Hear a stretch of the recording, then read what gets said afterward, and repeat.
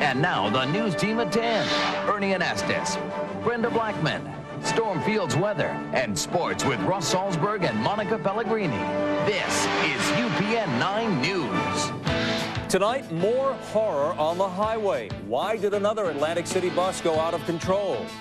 Good evening, everyone. It has happened again, a bus crash on a major New Jersey highway. It's the third bus crash in less than a week. A Greyhound bus bound for Atlantic City crashed onto a bridge abutment on the Garden State Parkway. And this latest crash raises questions about how safe you are riding a bus. Joanne Pelleggi is live in Sayreville with the very latest for us. Good evening, Joanne. Good evening, Brenda. There is a very mangled bus in the garage you see behind me. It is the wreckage of the first of 3 bus accidents we've seen in less than a week. The first, of course, the most serious, 8 people dead. The second was very serious as well. Many people were injured. So it was hard to believe when a third bus crashed on the Garden State Parkway last night. The marquee on this Greyhound bus said Atlantic City, but the motor coach never reached its destination. It crashed near mile marker 98 on the Garden State Parkway last night. The driver and 12 passengers were rushed by ambulance to area hospitals. Fortunately, there were no life-threatening injuries. There's glass in the hair. One of the patients has a fairly significant laceration that will be sutured shortly. While state police talked with victims, a Greyhound representative arrived at the hospital. Make sure the people are being taken care of. This was motor coach crash number 3 in the last week in New Jersey. While speeding caused at least one of the accidents, public officials are stepping forward to voice their concerns. New Jersey Attorney General Peter Venero is asking state police to review enforcement strategies for buses. Venero said all motorists, including drivers of buses and other large vehicles, must know we insist on safety on all of our highways in this state. He continued, enforcement of our laws will continue to serve as a strong deterrent in this area. In the meantime, the NTSB continues its probe of the fatal crash. Investigators showed us the wreckage this afternoon. As part of a national study on bus safety, they have several teams going through the wreckage piece by piece. It's a science and it's a specialized study, so that they'll gather all the factual information they can and then try to make an analysis of that.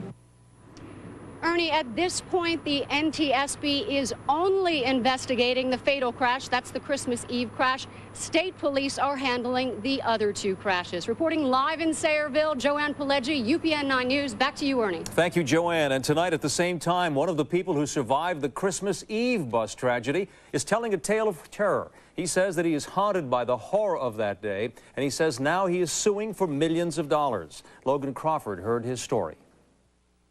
I have to consider myself a very, very lucky man. Sal Turillo likes to gamble and knows the odds. Roughly 35% of the people aboard the Atlantic City-bound bus on which he was riding Christmas Eve died when it crashed on the Garden State Parkway.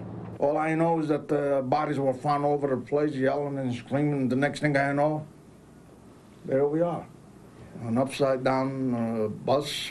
Bodies all over it. Sal broke his collarbone and hurt his head, but others were hurt much worse. The man that asked me to help him, his legs were up in the air and his chest was pinned underneath the seat. How could I ever forget that when he asked me to help him? I told him, hang on, help was on the way. Help did not arrive in time. And the next thing I know, 5 minutes later, he's all blue, he's dead. The lawyer representing Sal Turillo says the full story is still unfolding, but with the facts known so far, he believes he knows what caused this deadly crash. We think at this time that this bus would never have left the road if the driver had the vehicle under proper control. We believe that this vehicle was being operated at an unsafe speed.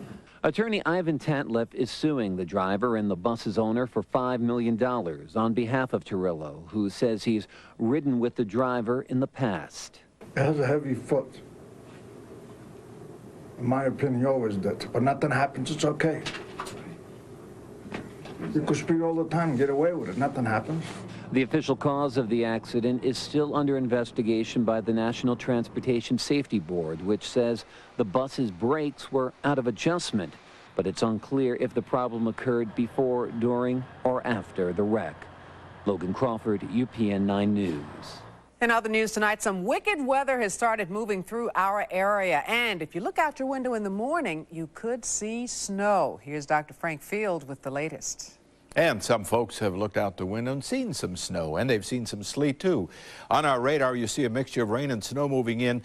Temperatures on the warm side in our area. Otherwise, we might have had 10 inches of snow already. Instead, we had rain. But that change is coming about quickly. An outbreak of Arctic air is beginning to drop down.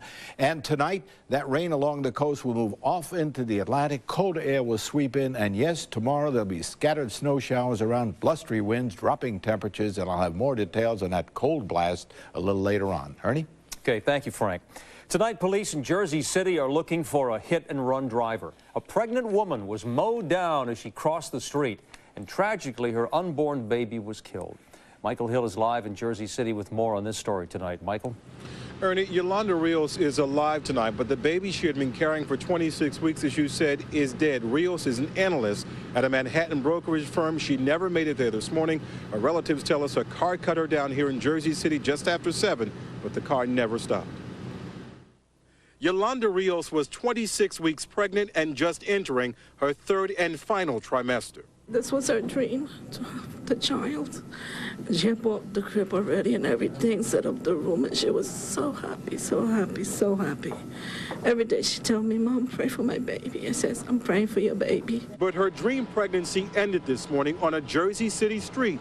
Rios' relatives say shortly after 7 o'clock, she was crossing Palisade Avenue near Congress Street to catch a bus to work when a car hit her and kept on going. She was crossing the street. She said she looked in all directions. And the next thing she remembers was someone putting in her car. She was struck by a car. The person hit her and just left her there. It's unusual that nobody has come forward yet to tell us what happened. We are working on people that we believe might have been witnesses to what happened. We're trying to track them down now. Police would only identify the passerby Good Samaritan as a Christ Hospital anesthesiologist. The hospital spokesperson says doctors were unable to save the fetus, a fact the sedated mother still does not know. But her family issued a plea for help, for answers, for justice. Please, if anybody, and there's got to be somebody out there who knows something. I mean, please. It's just too devastating. This is not right. This person shouldn't get away with this. Rios' husband is in the armed services in Virginia. He has come to her bedside tonight, but relatives say he is way too distraught to talk to UPN 9 News. Ernie, that is the latest from Christ Hospital here in Jersey City. Michael, thank you. In Brooklyn, police say that they have got the man who sped off after his car struck a 7-year-old child. The boy was walking with his father on Sterling Place in Crown Heights when a blue Chevy hit him and kept going. The boy is in critical condition tonight. Police say that they arrested 42-year-old Drain Chakian. They're charging him with leaving the scene of an accident and driving without a license. 2 deadly fires in high-rise buildings have prompted Mayor Giuliani to take action. Today, he appointed a task force to look at fire safety, and he offered some advice that could save your life. 4 people died when a fire broke out in the luxury apartment building on West 60th Street last week, and 3 firefighters lost their lives in a raging fire in Brooklyn December 18th. If people either had known what to do or had not acted, at least in the case of the fire in Brooklyn, improperly, and worse than that, then we would not have had these tragedies to deal with. Mayor Giuliani hopes to get the message out by handing out fire safety flyers to residents of all high-rise apartment buildings. The flyer has tips on what and what not to do. If the fire is in an apartment, get everyone out. Close the apartment door as you leave. In the West Side building blaze, officials say the fire might have been contained if the door had been closed after residents had gotten out. And the same goes for a fire that broke out in the apartment of Lionel Hampton nearly 2 years ago. If the fire is not in your apartment, this is what you're being urged to do. Stay inside. Keep your door closed. Cover the bottom of the doors with wet blankets or towels to prevent smoke from getting in. Turn off air conditioners and do not break windows, just open them a few inches. Also, call the fire department. And tonight, officials say the fire tragedy in Brooklyn 11 days ago might have been prevented. City officials are investigating why the sprinkler system was shut off. The sprinkler system was there and it was operable, and it seemed to be in good condition. Yes. Except it wasn't turned on. But 5 of the valves had been turned off. The mayor also wants to fund a pilot program using radio and television public service announcements to spread the word about fire safety. Ernie? When 2 New York City firefighters lost their lives in a deadly fire last June, officials called it a tragedy. Now they're calling it murder.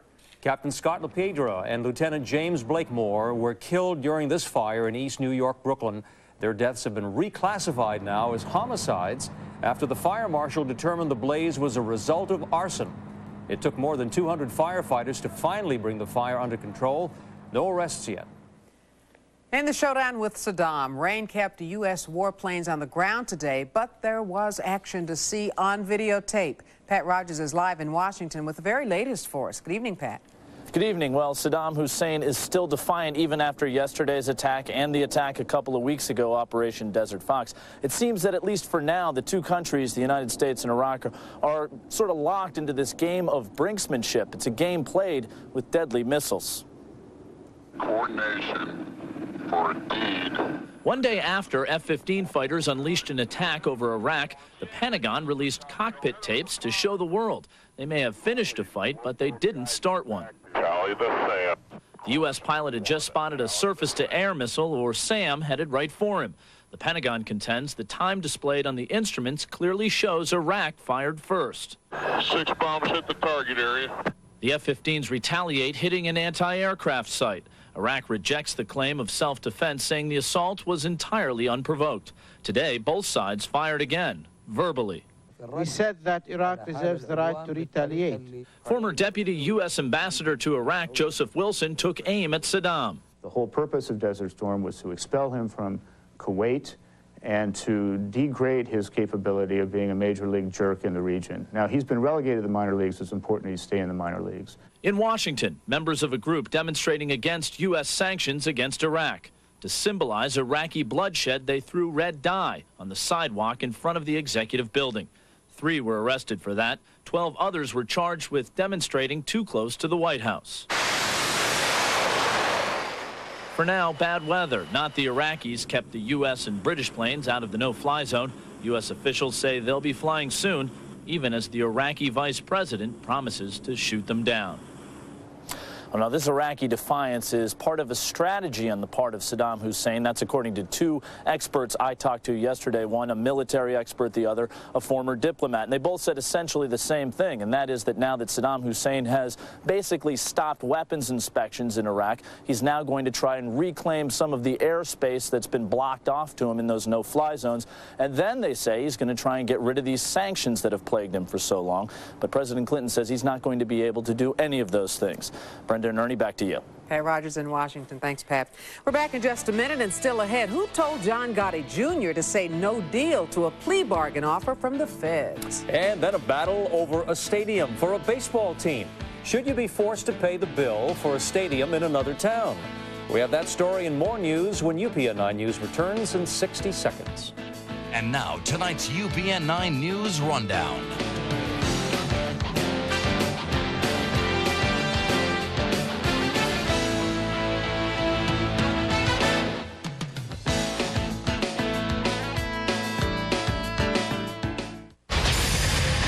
It changed everything.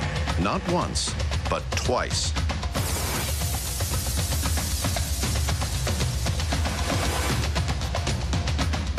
It has introduced more innovations than any minivan in history.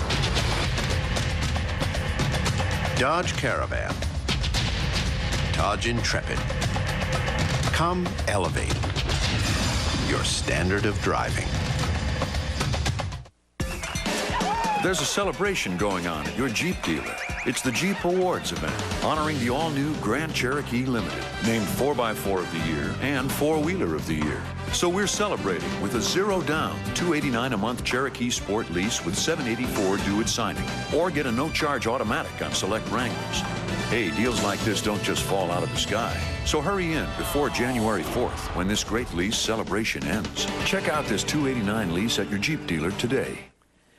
Tonight, John Gotti says he's ready to face a jury on racketeering charges. The son of the Dapper Don has said no deal to a plea bargain, even though it could have meant only a few years in jail. Dick Brennan is here now with that story tonight. Good evening, Dick. Good evening, Ernie. You probably wouldn't want to call Junior Gotti a mama's boy, certainly not to his face, but reports say it was Gotti's mother who influenced him not to take a plea deal. And you can bet his father had something to say about it, too.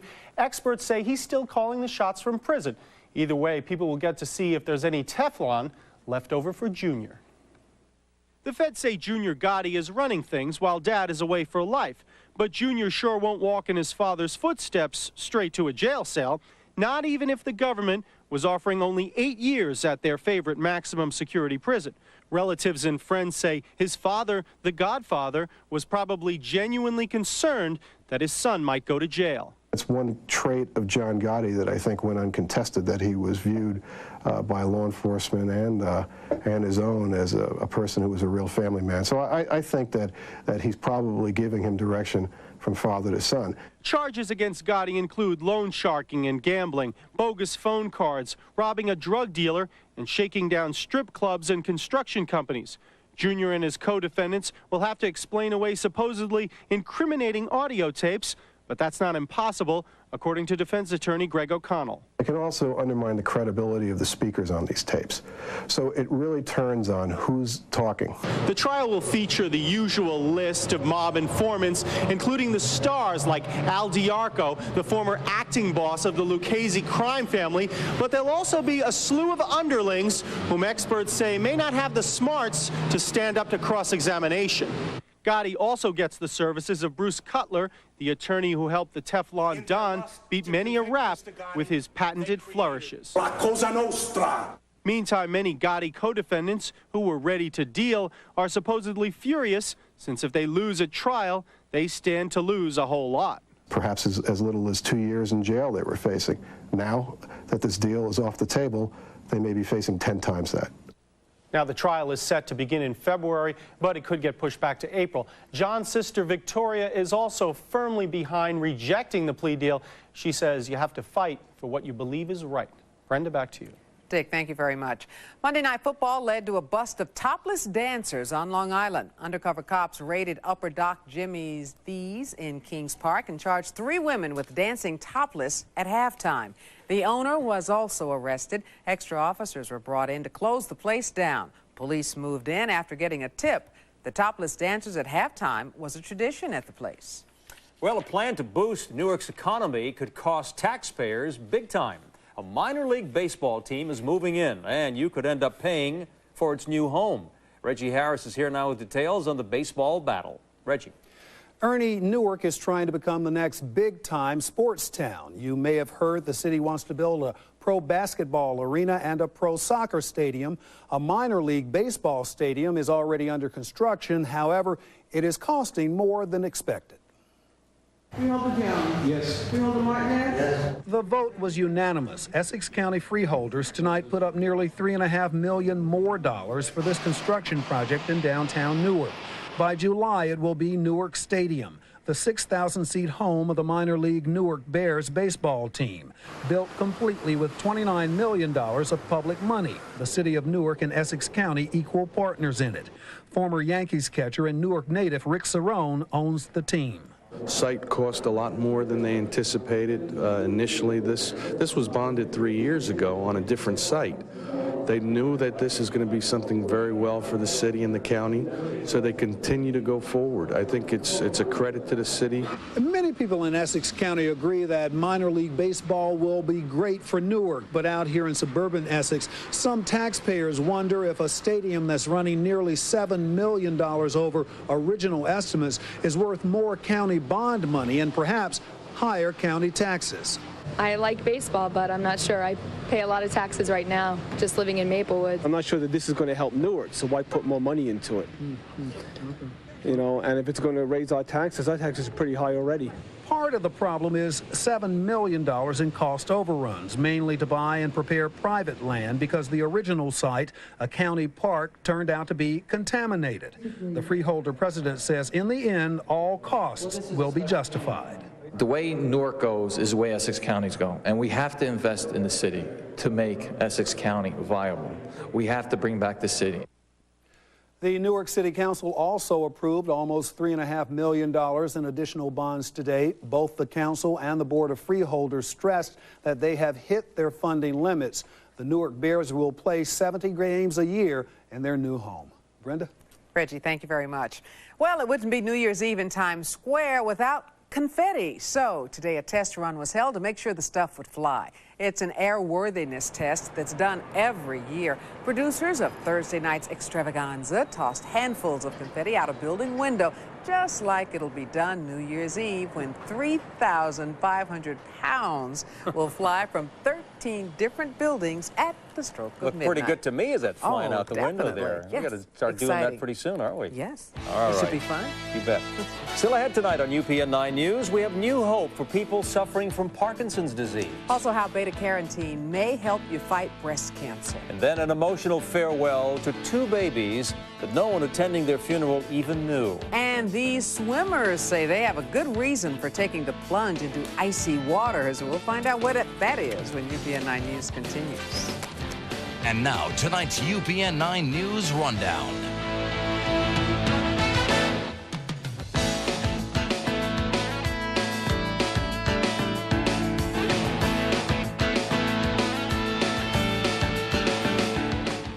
UPN 9 News anchor Ernie Anastas. To cover news in this city as a reporter, it's all in the timing. UPN 9 News anchor Brenda Blackman. Our reporters don't just wait for news to happen.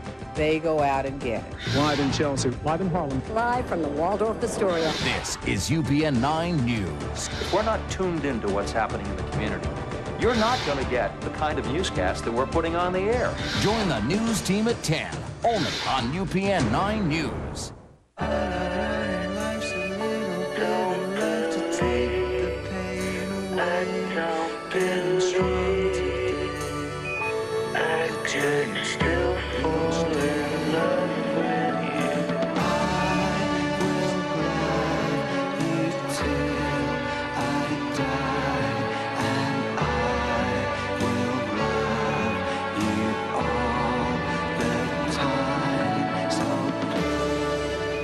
They were as close as sisters could be until Jackie's fame took her to a world she never imagined and a place which only Hillary could understand. Get away from me! She just needs proof that somebody loves her. Don't miss Academy Award nominee Emily Watson in the incredible true story of sisters torn apart by genius, united by love. Hillary and Jackie, rated R. Starts Wednesday, December 30th. It's been an award-winning year, so to celebrate, we're having our biggest award-winning year-end event ever. Take advantage of these special opportunities now. Get a 1,000 cash allowance on Chrysler Cirrus. Ranked best entry-level midsize car by J.D. Power and Associates. Just $18,995, loaded. Get Plymouth Neon for just $10,620. Or get 1.9% APR for up to 60 months. A savings of over $2,100 in finance charges. For a limited time only at your Chrysler and Plymouth dealer. It was indeed a sad day in Nassau County with a funeral for two abandoned baby girls today. But a special group of people made sure the babies did not wind up buried in Potter's Field. Baby Christina from the Bronx and baby Gabriella from Washington Heights were abandoned earlier this month and found dead by police. They would have been buried unnamed and alone if not for a group from the Nassau County Police Department called Ambulance Medical Technicians Children of Hope. We are here to make sure that we can give them an opportunity to leave the harsh life that they had and bring them into a spiritual life and carry them on to the beginning of a new life. The committee helps to bury the bodies of dead abandoned children. It's held 8 funerals this year.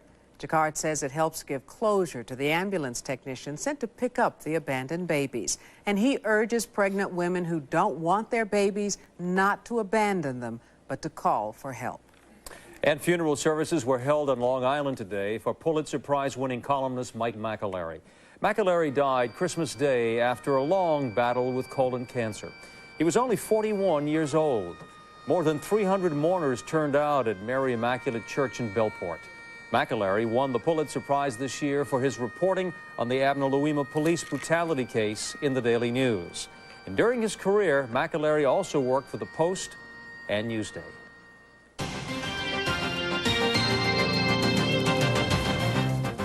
Your health news now. A form of salmonella may actually help fight cancer. New studies show genetically engineered salmonella injected into mice slowed the growth of tumors. Scientists say they removed the toxic parts of the salmonella but retained the beneficial properties, so there was no risk of food poisoning. Scientists aren't exactly sure why the salmonella seems to work, but they plan to start human trials in the next year.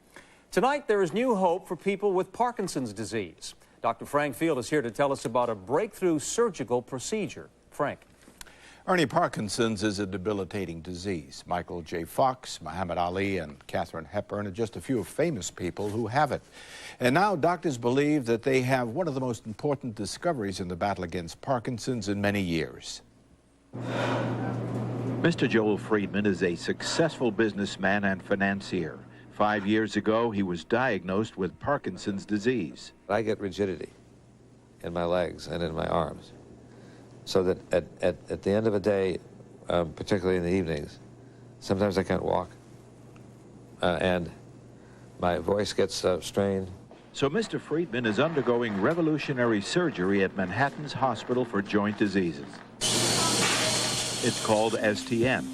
It involves placing electrodes into a deep part of the brain called the subthalamic region.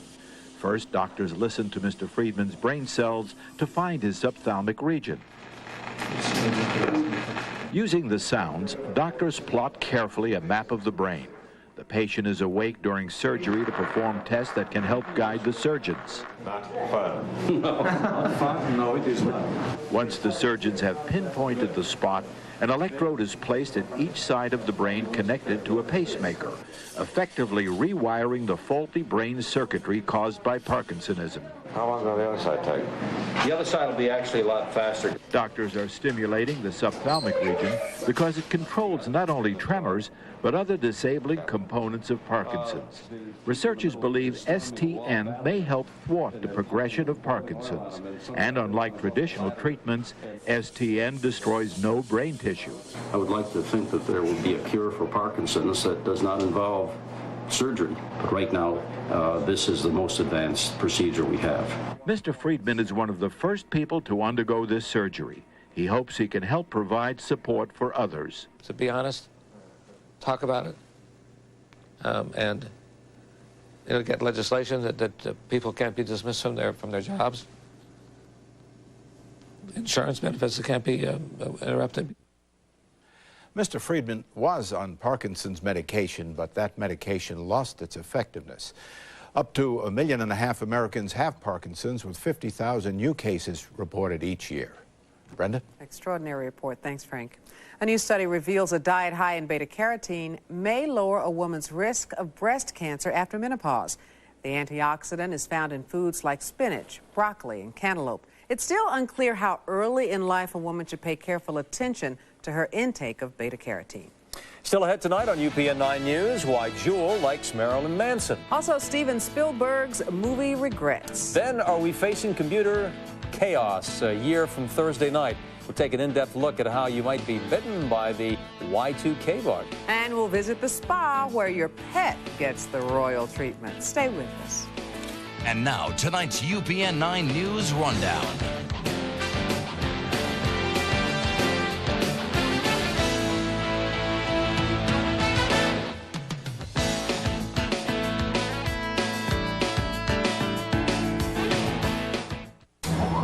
Could the key to happiness really be a key? Now's the perfect time to find out. It's the Mazda year-end clearance event. Choose low 0.9% APR financing on the sporty Mazda 626 or $1,500 cash back. But hurry, these offers end January 4th. Get into the Mazda year-end clearance event now and change your outlook on driving forever. Times get hard. I see you boys. Come a-begging. One look at her, you know she's worth the risk. Hell, risk may be the best part of it. Somebody's gonna gun him down. I don't intend to let that happen. There ain't no backstabbing yellow-bellied chicken's gonna stop me. From the director of The Grifters and Dangerous Liaisons, The High-Low Country, rated R, starts tomorrow in select theaters. More room and more power than the rest of the class.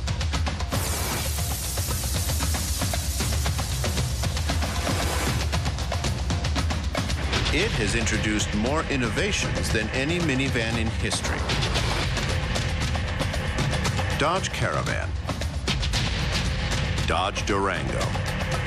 It'll be easy to be carried away. It's Macy's New Year's Mattress Spectacular. Save 50% plus 10% off our entire assortment of mattresses from Serta, Simmons, and Sealy, including All Perfect Sleepers, Beauty Rests, and Posturepedics. Then get additional dollars off. Look for terrific closeout values. Plus get free delivery and a free frame with a $599 minimum purchase. Pay no interest and make no payment for 90 days with Macy's Deferred Billing. Come to Macy's or call 1-800-MACY-BED. It's the end of the year and your ship has come in because now you can get some of the best deals of the year on Nissan cars and trucks during Nissan's holiday sales event. Like $2,000 cash back on 99 Maximas, the best-selling import V6 sedan in America. And get $2,500 cash back on tough and rugged 99 Pathfinders. Plus, now through January 4th, Nissan's giving you an additional $500 off on virtually every 99 Nissan. Hurry into your Nissan dealer and get a great deal now before you miss the boat. You're watching UPN 9 News, the New York area's most honored newscast with Ernie Anastas and Brenda Blackman. Now, here are tonight's top stories. Federal investigators are trying to figure out why a Greyhound bus headed to Atlantic City crashed last night. It was the third casino bus crash in New Jersey in less than a week. 13 people were injured, none of them seriously. Police in Jersey City are now looking for a hit-and-run driver who ran over a pregnant woman. Her unborn baby was killed. The woman is in critical condition tonight at Christ Hospital. In other top stories tonight, the Pentagon provides proof that U.S. planes were under attack, not on the attack, in Iraq's no-fly zone yesterday. This video taken from a U.S. fighter plane indicates Iraq fired surface-to-air missiles.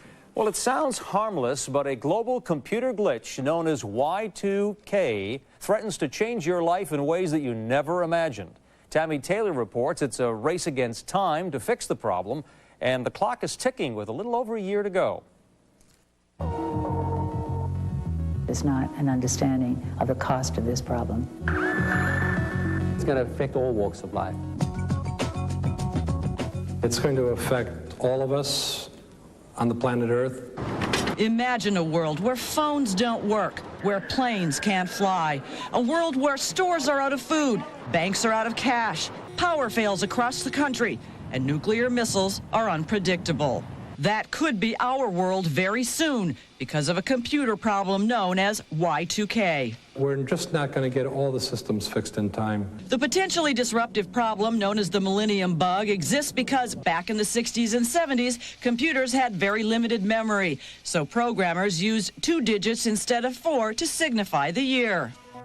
And when the year 2000 comes, those computers, which affect virtually every aspect of our lives, will read 00, think it means the year 1900, and calculate accordingly. When these systems were built, I think people didn't think they'd still be in operation 20 or 30 years later. But they are. Those old computer mainframes continue to be the heartbeat of thousands of private and government organizations. Some say entire systems, like our national power grid, could fail. I would say there could be some serious disruptions in the supply of electricity. There could be serious disruptions in the phone system. There could even be serious disruptions in the availability of food. That's if the year 2000 started tomorrow. Okay? And let's just face that. Dr. Ed Yardeni is the highly respected chief economist for Deutsche Bank Securities and an expert on the Y2K problem.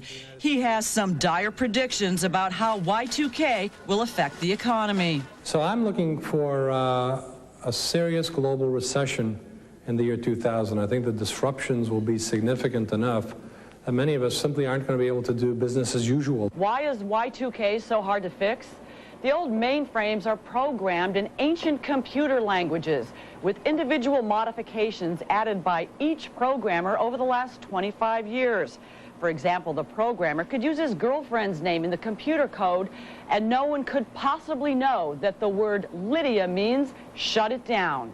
They don't know what's in these computers. They don't know what's in these computers. Computer strategist William Ulrich paints a picture of information technology out of control, developed at warp speed, undocumented, unstandardized, ignored by management, who saw all things computer as something for the techie heads to deal with. Basically, these corporations have mismanaged, horrifically mismanaged, their information assets, and today they are paying the price for that. That price, $600 billion worldwide to reconfigure all computers by going through a massive patchwork of layered, interwoven software.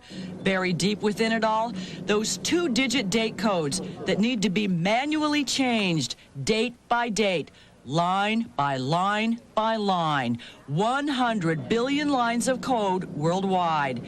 And there simply are not enough qualified technicians to get the job done in time. That creates a situation that could be dangerous. If we had another Mideast crisis at a critical stage here, and there were timing and date problems in the software that directs the missiles, then it may not hit the target. And that is the concern that the DoD has and should have. Emmy Taylor, UPN 9 News. Tonight, Republicans on Capitol Hill say the impeachment battle could come to the Senate next week. The articles of impeachment will be presented on the Senate floor January 7th, but it's still not certain whether there will be witnesses. House Republicans who will prosecute the case say they want to call witnesses, but neither party's Senate leaders have endorsed that idea. Republicans say they just want justice to be served. Even if censure wins the day, a finding that the president committed a serious offense, I think would have to be based on evidence and not polls. The actual Senate trial could begin the morning of January 11th. Doctors in Houston say that the woman who gave birth to octuplets may be going home tomorrow. And they say the tests on the surviving 7 babies showed no bleeding on the brain. The fact that we saw no bleeding into the brain is good. Bleeding into the brain does increase their risk for long-term complications like cerebral palsy. 4 of the infants are breathing on their own, while the other 3 are still on ventilators.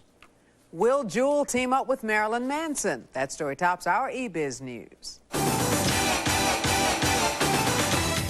If Jewel has her way, she and Manson will one day make music together. Jewel tells Vogue magazine that she worships Manson because she says he's real. While Jewel admits she and Manson are, as she put it, on different sides of the same coin, she says one day she'd love to do a duet with him. Don't expect to pre-screen a Steven Spielberg movie anytime soon. The legendary director tells the Los Angeles Times that he doesn't put much faith in test audiences. Spielberg says test audiences cause too much anxiety. But he does admit that he wishes that he had tested his film Amistad, which was a box office disappointment. Brenda? Just ahead, Dr. Frank Field returns with the all-important New Year's Eve forecast. Also, why sales of high-priced sneakers are dropping among tread-conscious teens. And Sports Team 9 has the controversial comment that Ravens owner Art Modell made about Hitler and his team. UPN 9 News continues.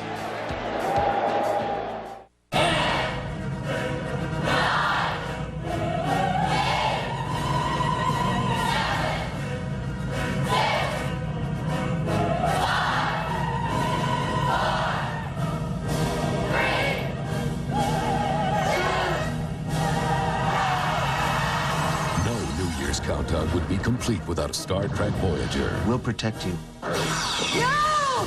Wednesday at 9, only on UPN 9. It's the same in the automotive world as it is in the world of fashion. There are lots of models, but very few supermodels. Presenting the stylish luxury and race-inspired performance of the 1999 CL from Acura. What kind of year will 1999 be? Ask psychic Sylvia Brown. The Montel I know is going to love getting into this. I gotta tell you, this was probably one of our most anticipated shows. On the next Montel. Tomorrow at 2, only on UPN 9. It's been an award-winning year, so we're having an award-winning year-end event celebrating 15 years of minivan leadership. Now, get this special low $239 a month lease on Plymouth Voyager, named a Consumer's Digest 1999 Best Buy. Voyager now comes with this year-end $239 lease. This opportunity won't last. Plymouth Voyager with air, automatic, and 7-passenger seating. Only $239. Only until January 4th. And only at your Chrysler and Plymouth dealer. Late Night Laughs, classic clip number 389. Well, I have to go to the bathroom.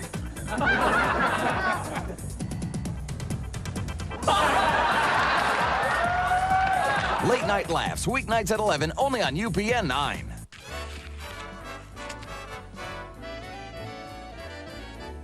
Your local New York, New Jersey, Connecticut Hyundai dealers wish you a wonderful holiday and a happy, healthy new year. Fog and speed may be to blame for a multi-car crash that killed 4 people in California. The tragedy happened on Highway 101 near San Jose. Police say the victims were hit by an SUV that was speeding at least 100 miles an hour.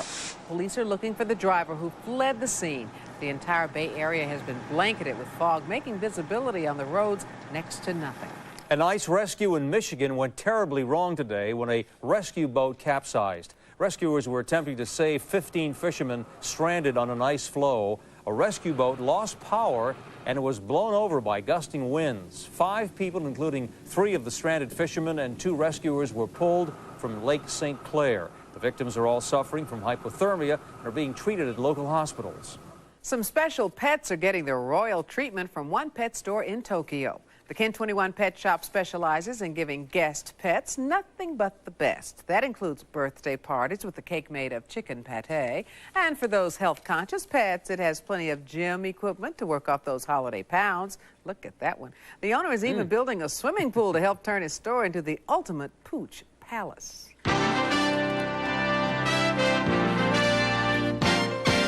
Your money news tonight, and the message young people seem to be sending to makers of expensive sneakers is take a walk. Retail information seems to indicate that teenagers have grown tired of paying big bucks for sneakers. Foot Locker, the Sports Authority, and other retailers are hurting this holiday season after many teens spent their cash elsewhere. And on Wall Street today, the Dow closed up for the 8th straight session, gaining more than 94 points. The Nasdaq closed up 1.5 points for another record high. And a leading executive recruiter estimates that 1/3 of all candidates looking for new jobs lie on their resumes. And executives interviewing for big money jobs may lie more than anyone else. Recruiters say that blatant lies about previous jobs and education and responsibilities are becoming all too common. Now it's time for some good news. We're talking about the kind of stories you've been asking to see more often. Tonight's good news begins with a happy holiday party.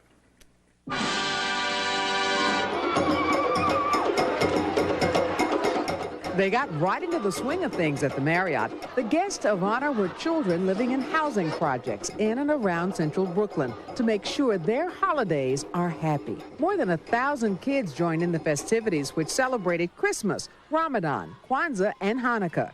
Private companies sponsored the event, donating space, staff, and plenty of presents for the boys and girls. And a group of youngsters in Manhattan got a special history lesson today on the meaning and celebration of the Kwanzaa holiday. The afternoon workshop taught kids the significance of Kwanzaa, which is Swahili for first fruit. The children learned about Africans celebrating the harvest and how that holiday has been observed here for African Americans for the past 20 years. Children took part in dance lessons, some language training, and got an in-depth look into their shared heritage. Organizers say they wanted children to feel closer to their African ancestors, and that's good news. Nice story. Still ahead tonight, popping the cork for New Year's Eve in a most unusual way. And why these people took a dip in water better suited for a polar bear when UPN 9 News continues. At Circuit City, you'll always get our low price guarantee. Right now, all TVs 31 inches and larger, appliances, portable audio, and more on sale. And pay no interest till January 2000 on great top brands. Now at Circuit City. It's been an award-winning year, so we're having an award-winning year-end event celebrating 15 years of minivan leadership. Now, get this special low $239 a month lease on Plymouth Voyager, named a Consumer's Digest 1999 Best Buy. Voyager now comes with this year-end $239 lease. This opportunity won't last. Plymouth Voyager with air, automatic, and 7-passenger seating. Only $239. Only until January 4th. And only at your Chrysler and Plymouth dealer. You have to drive it, and the car will speak for itself. Take a test drive and experience it yourself. Introducing the restyled 1999 Hyundai Elantra. Now it comes with America's best warranty, the Hyundai Advantage. And for the first time, it includes standard air conditioning at just $10,749. So now there's a whole new reason why you've got to drive one to believe. It's a whole new Hyundai. Get the restyled Elantra with America's best warranty for just $10,749.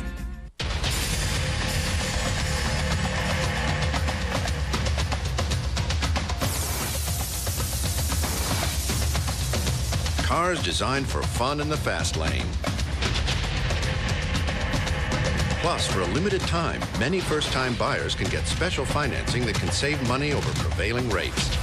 Dodge Neon, Dodge Stratus, all the fun, without paying too big a price.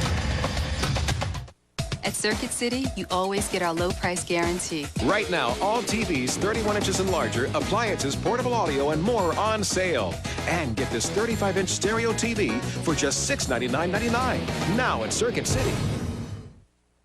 2 nights from now, many of us may break out the bubbly to celebrate the new year, but not this way. Watch.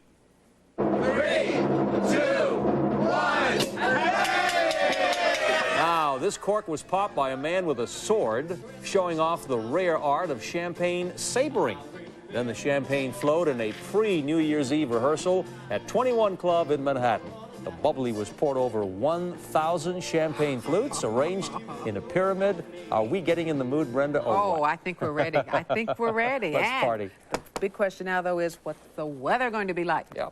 Frank Field, can you tell us about that? Cold and lots of bubblies. We have, well, today the temperature did get up to 40 degrees, and that's about it. You're not going to see that again for a while because temperatures are going to go right down into the basement. Cold air is heading our way, and it should be upon us overnight. We've had rain during the day. I pointed out before, had this weather been cold enough, that rain might have produced maybe close to 10 inches of snow. As it produced between 0.8 to an inch of rain instead. Right now the humidity is 100% and the reading is 40 degrees. The winds are light and variable. They've been raw coming in off the ocean from the east or southeast. And you can see on the radar that mixed in with all that rain, some folks have already begun to see some snow and some sleet.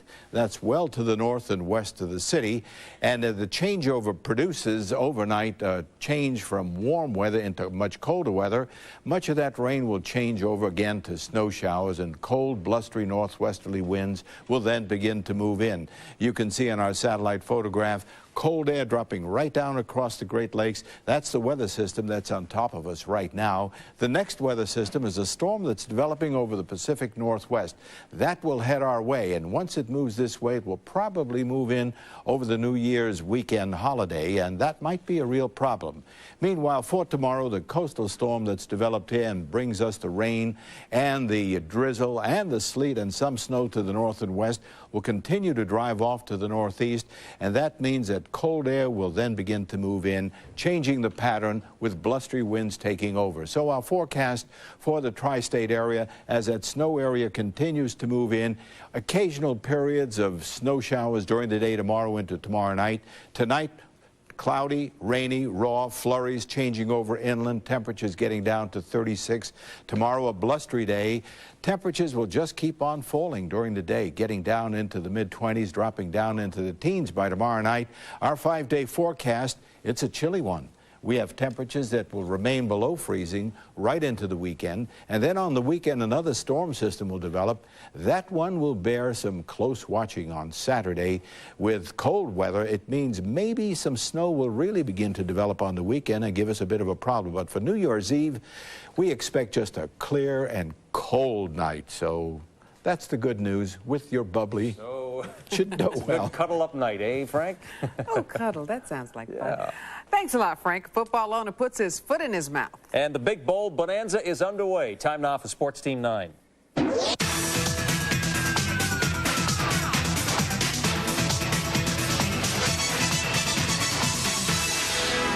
And Russ and Monica have the night off. Yes, so we have Joe right here giving us all the sports news. And Brenda, there are 17 bowl games today through next Monday night. So as a service to our viewers and in order to get out of some family functions, I've designated myself as an official TV bowl watcher, starting with the Alamo Bowl.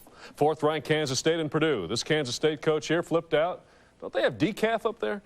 K-State's Mike Bishop to Darryl McDonald. Touchdown! What a great catch.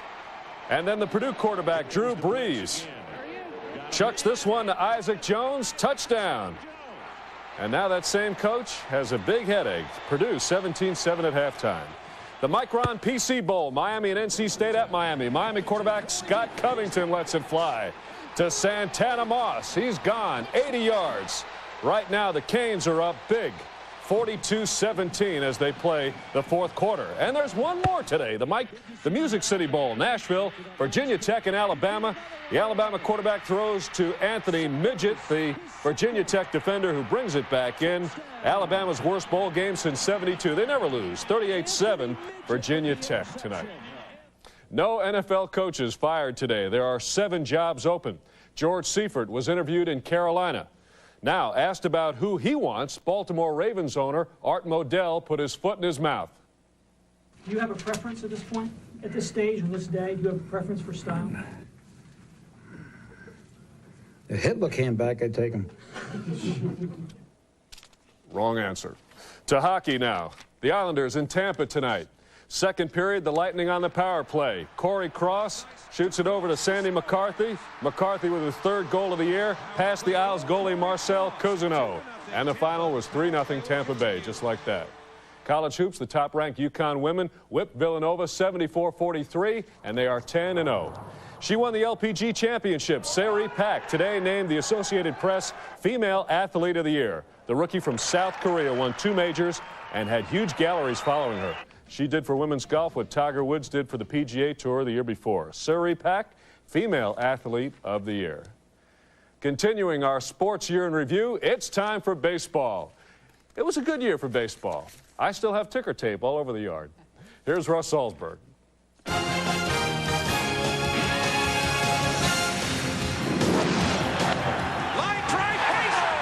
The Mets opened the 1998 season with a thrilling extra-inning victory, while the Bombers started slowly out on the West Coast, dropping 4 of the first 5 games, but the losing stopped there. The Yanks would go on to set an American League record with 114 wins. Their spectacular season was highlighted by David Wells' perfect game on May 17th. He puts it away, and David Wells has pitched a perfect game. May also turned out to be a good month for the Mets. On the 22nd of May, they acquired all-star catcher Mike Piazza in a trade with the Florida Marlins. Piazza gave the Mets instant respectability as they prepared for a wild-card push. In June, the Yanks brought Cuban defector Orlando Hernandez into their rotation, and he too made an immediate impact. June also marked the New York Subway Series at Shea, with the Bombers taking 2 of 3 from the Mets. Fan favorite Todd Hundley returned in July for an unsuccessful outfield experiment. Meanwhile, down the stretch, Piazza fueled the Mets' playoff push.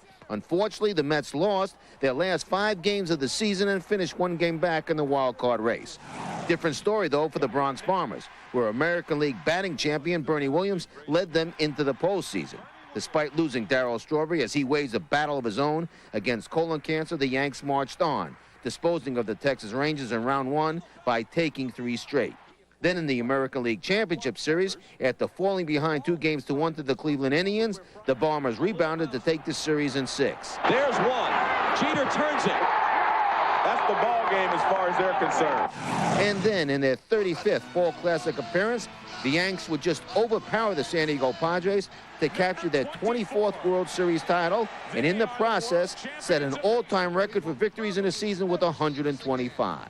And last, but certainly not least, the Big Apple honored the champs with a ticker tape parade down the Canyon of Heroes. Darryl Strawberry's appearance capped off a magical year of baseball in New York.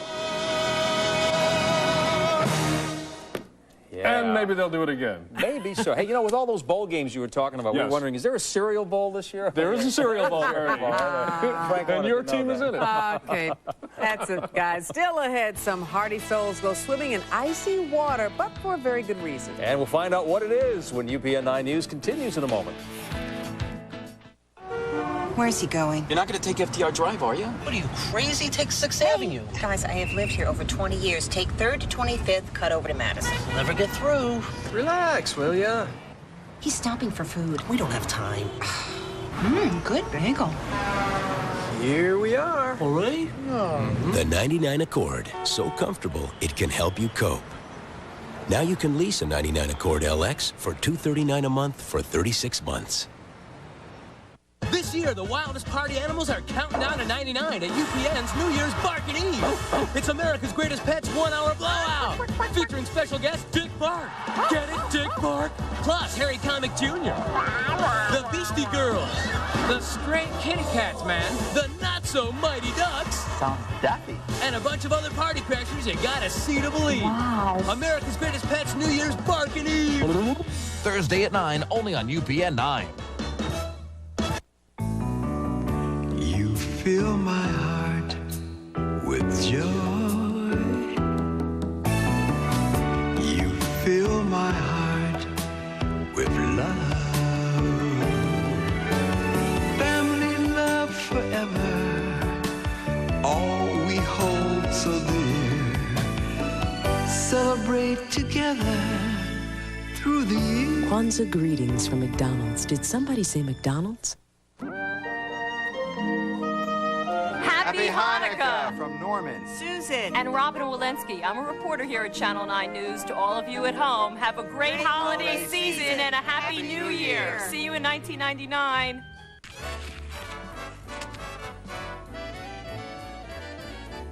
Your Tri-State Chrysler Plymouth dealers wish you and your family a joyous holiday and a happy, healthy New Year.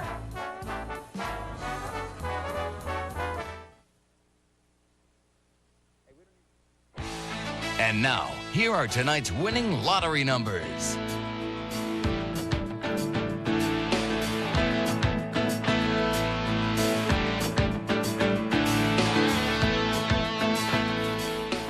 Oh, you didn't win again, huh? No, I don't think so. I hope we had a winner out there, though. Oh, yeah, Call we'll us be if back you here won. tomorrow. Finally tonight, we want to introduce you to some folks who really enjoy an icy reception. Yeah, now these Russians call themselves walruses. They brave below freezing weather in Moscow to go for a brisk swim. They say that it keeps them very healthy. And it's the only place where you can meet a real true friend. I think we're going to pass on that one, Brenda. Got enough friends, right? Yeah. Das vidanya. That's it for us tonight. We'll all be back here tomorrow night at 10 o'clock. Thank you for watching us. For all of us here tonight, I'm Ernie Anastas. Please join us again. Storm, Russ, Monica, Frank, Joe, the entire UPN 9 News team. Thanks for having a good night with us. See you tomorrow. Bye-bye.